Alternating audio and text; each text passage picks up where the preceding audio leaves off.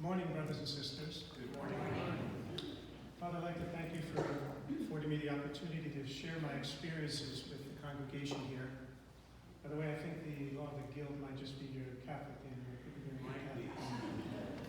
But two things I wanted to share. First, I would like to share how this experience of what we've done with the law of the gift has impacted me personally.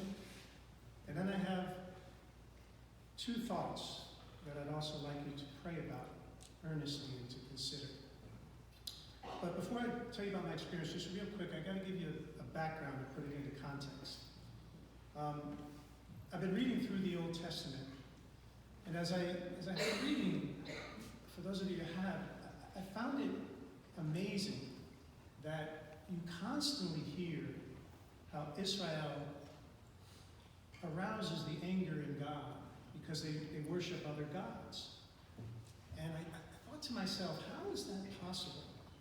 After all the Israelites have been through with God and everything that He had done for them, how could they abandon faith in Yahweh?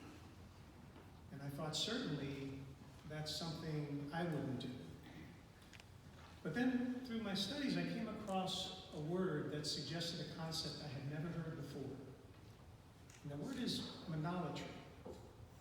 I don't know if any of you are familiar with it. Looking at your faces, you may not be. So maybe you do like I did.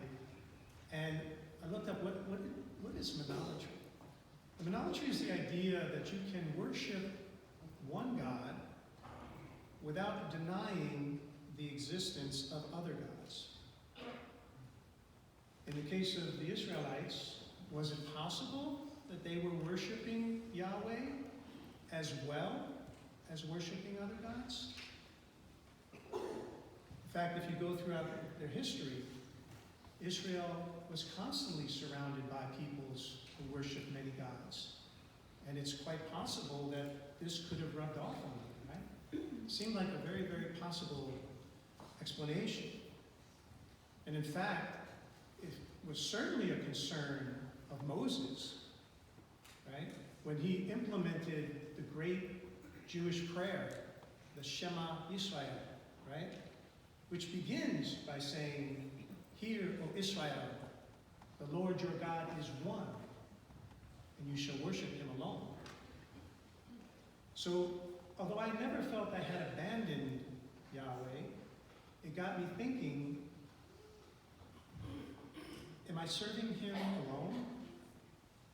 That led me to think about what Thomas Aquinas said, that we sometimes use as substitutes for God. For those of you familiar with it, Aquinas said, we tend to substitute for God wealth, or power, or pleasure, or honor. So I had to examine myself and think about that. Was I serving something else in addition to serving God? So like many people in the United States, for me personally, I've spent a great deal of time and energy trying to build financial security. And when I say that, let me be clear. I'm certainly not against being financially prudent and financial planning. Certainly not against it.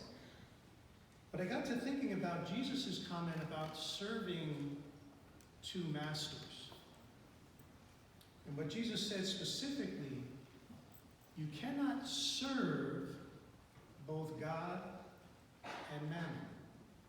Right? So as I thought about that, I thought, am I practicing monolatry? Am I serving more than one master? And with that backdrop, I want to just really quickly explain my experience with the law of the gift. And as Father Ray mentioned, actually about a year ago, I had presented to Father Ray the idea of the program and had offered to fund it. And at the time, Father said, I love the idea.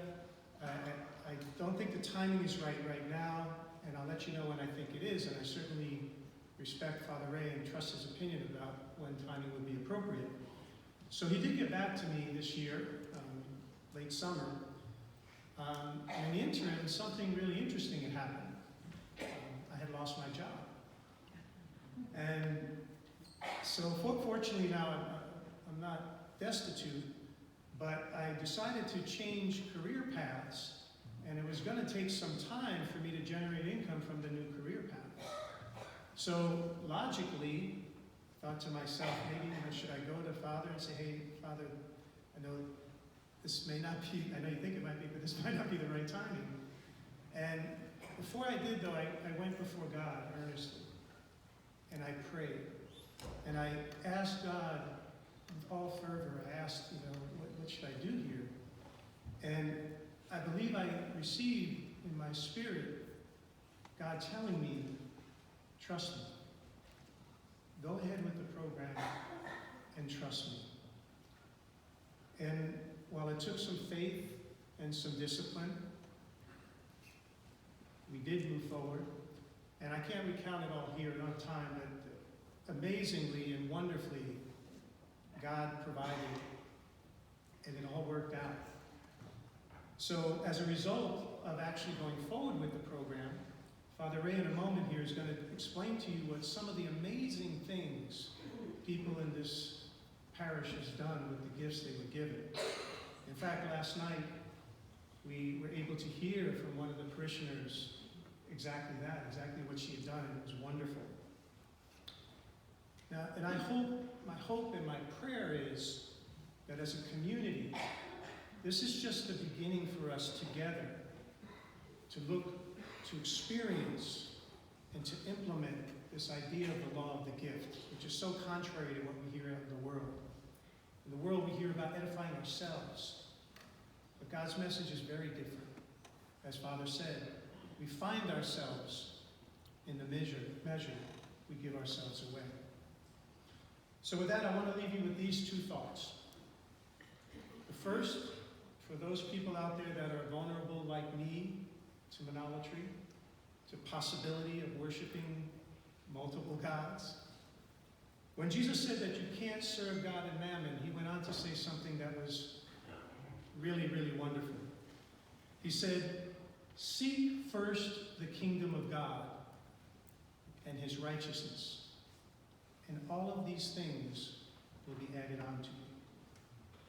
And from my experience and from what I've seen, I challenge you to believe that to be true. If you think you're serving two masters, I challenge you to seek first the kingdom of God and his righteousness.